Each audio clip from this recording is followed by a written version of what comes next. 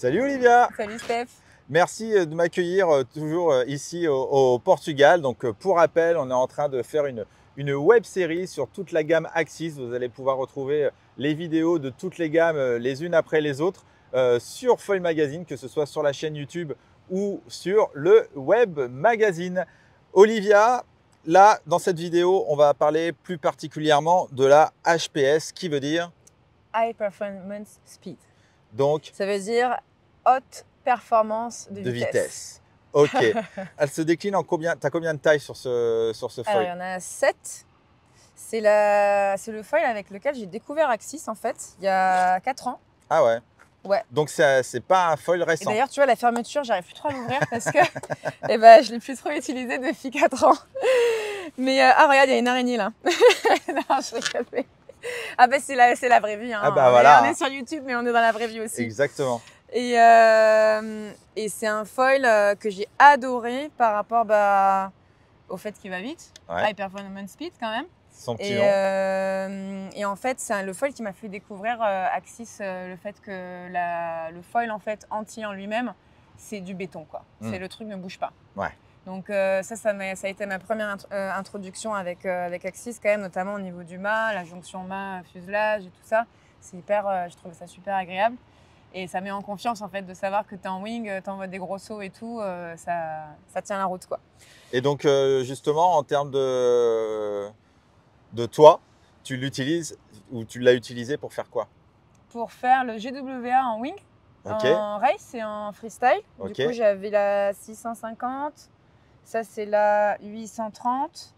Et donc, on peut faire de la wing, on peut faire du surf aussi avec celui-là ou... On peut faire wing, on peut faire sup et on peut surtout faire sub downwind. Donc j'ai le 980 que j'utilisais dans les conditions un peu plus péchues pour mes débuts en subfoil. J'ai quand même démarré le sub downwind avec une 6 pieds, donc une planche toute petite.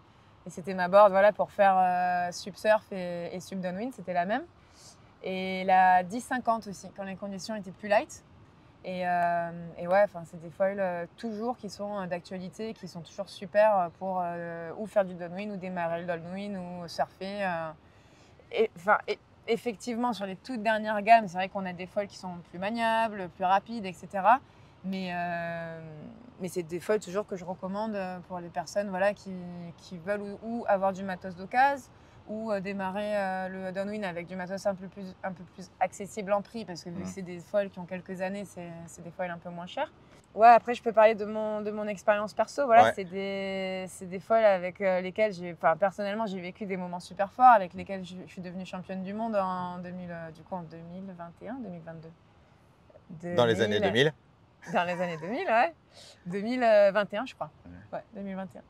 Et ouais, du coup, wing et je sais qu'il y a des... En fait, du coup, à l'époque, je faisais pas de surfoil, mais surfoil aussi, il y a quand même des gens qui l'ont utilisé, ça marche très bien. Et sup, ouais. Malgré que ça soit pas un foil récent, dans la gamme Axis, tu le positionnes comment, ce foil? Alors, ce foil, il est juste avant la Hard V2. Ok. Il est entre la PNG, PNG BSC, du coup, on a dit que c'était deux foils, un qui pompe mieux, un qui tourne mieux. Donc, c'est des foils assez équivalents avec deux programmes différents. Il y a la Spitfire qui est un excellent foil de surf, du coup, qui est super tolérant et qui, mais qui pompe un peu moins bien pour le coup. Okay. Et celle-là, le pumping est quand même très bien. Donc, c'est pour ça que je la compare vachement à la Hard V2 avec un tout petit peu moins de glisse et moins de virage. La Hard V2 est vraiment très réussie pour le virage et pour sa glisse. En termes de gamme et de toutes les différentes tailles qu'on peut avoir sur ce foil, je vous mets là le tableau récapitulatif avec les tailles, les envergures et les spams. Ça sera plus facile pour vous, pour vous retrouver. Je vais y arriver. Concernant la compatibilité, pareil, parce que vu que c'est peut-être un vieux foil, entre guillemets, hein, je mets vraiment des guillemets là-dessus, en termes de fuselage, puisque vous avez deux fuselages, le noir et là, le rouge. Fuselage noir. Ah, mince! Fuselage noir. J'ai faux. Donc, il est compatible avec tous les fuselages noirs. Ok. Et en fait, c'est le premier foil qui a eu le fuselage noir chez Axis. C'est pour ça. Ouais, le fameux. C'est pour ça. Et donc, c'est évolutif aussi. C'est évolutif, ouais. Donc, quand on a un HPS, on peut juste changer l'aile avant, acheter l'avion avec le fuselage noir. Et tous les stabs sont compatibles avec tous les fuselages. Ok. Et c'est juste les ailes avant, voilà, que SES, BSC, PNG, fuselage rouge. Et après, tout le reste en fuselage noir. Ah, donc ça, HPS inclus. Donc ça, c'est important aussi pour vous en termes d'évolution, pour faire évoluer votre matériel. Vous n'êtes pas obligé de tout racheter, vous rachetez juste l'aile avant. L'aile avant, ouais. En termes de profil rider, on est quand même avec ce foil, avec quelqu'un qui sait déjà naviguer et qui sait déjà faire du foil quand même. Ouais, on est avec sur des riders qui savent déjà voler. C'est un foil qui a... Pour moi, en fait, c'est un des foils les plus polyvalents de chez Axis en termes d'accessibilité et de... C'est en fait vraiment le milieu de gamme. Voilà. Après, tu pars sur Art, Spitfire, Art V2, Fireball, etc. Art Pro. C'est vraiment à mi-chemin entre le débutant plus et après le rider intermédiaire avancé expert. Ouais. Et voilà, on est actuellement au milieu de la gamme, Steph. Très bien, très bien. On avance dans les vidéos. Ouais, donc en profil rider, ça va être...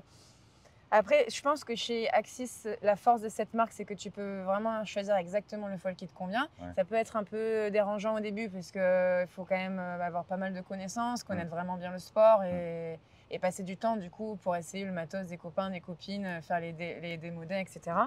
Mais c'est un foil complètement d'actualité et qui est hyper agréable à rider et qui va passer partout, quoi. Qui va, en fonction de sa taille, tu peux faire wing. Je l'ai aussi utilisé en towing, en surf de gros, le 650, ouais, qui est un excellent foil à low ratio et qui... On peut pas aller dans des méga grosses vagues parce que c'est pas non plus une toute petite surface. C'est pas fait pour Nazaré? Pas encore. Mais Nazaré, pour l'instant, il n'y a pas d'autres foils qui sont faits pour Nazaré. Il n'y a que des fous genre qui vont dans Nazaré avec des foils qui, je pense, sont quand même assez gros. Et d'ailleurs, je viens d'entendre, là, on doit avoir une belle petite série qui a éclaté derrière nous parce que ça fait un petit peu de bruit. Donc, je crois qu'on va se dépêcher de terminer les vidéos pour aller sur l'eau. Mais bon, excuse-moi, je t'ai coupé, Olivia. Ouais, du coup, c'est une gamme qui est hyper large et qui permet voilà, de faire plein de choses. Et que ce soit wing, sup ou surf de gros. Mais bon, surf de gros... Ouais, on va attendre encore un petit peu. Par contre, on peut aussi dire qu'en termes de cible, c'est un foil pour quelqu'un qui sait naviguer, mais qui ne navigue pas forcément tous les week-ends. Et quand il va se remettre sur son foil, il va quand même avoir de la facilité à re-rider avec ce foil. Hein. C'est quand même, c'est ça où tu dis un peu de polyvalence, c'est-à-dire que c'est pas le foil le plus exigeant de la gamme de chez Axis. Non, pas du tout. Ouais. C'est un foil accessible et voilà, qui a quand même gagné la JWA 2021. Quoi. Bah voilà quoi. C'est pas un foil. Hein. Mais ouais, en fait, c'est vrai que les discussions autour des foils, etc., c'est hyper intéressant. Moi, je trouve ça passionnant comme le matos évolue et tout. Mais c'est aussi vachement bien de pouvoir tester et aller à l'eau, sentir le foil et avoir une relation comme ça avec son foil qui est derrière, il y a une histoire, il y a quelque chose. Et pour moi, voilà, c'est un foil avec lequel je garderai des super bons souvenirs parce que j'ai vécu des moments incroyables avec. Et je pense que les moments du début, parfois, c'est les moments les plus beaux, quoi. Quand tu fais du downwind pour la première fois, quand tu commences à faire des compètes de wing, etc. et tout, et c'est attesté du coup. Ok. Et donc en conclusion sur ce foil et cette gamme HPS, qu'est-ce que tu pourrais dire? Je dirais que c'est un des foils les plus populaires. C'est un foil du coup voilà, qui a quand même 4 ans. Mais en fait, c'est ça, en fait, je pense, la force d'Axis, c'est-à-dire qu'on sort des nouveaux foils, on fait évoluer en termes de technicité, technologie, etc. Mais on garde les foils anciens, parce que c'est toujours des foils d'actualité, c'est toujours des foils qui marchent très bien. Ouais, c'est ça. Et ce serait dommage de les supprimer, du coup, parce que voilà, il n'y a pas de raison. C'est pour ça que parfois, on peut être perdu dans la gamme Axis, parce qu'il y a tellement de foils, mais c'est toujours des foils qui sont très bons.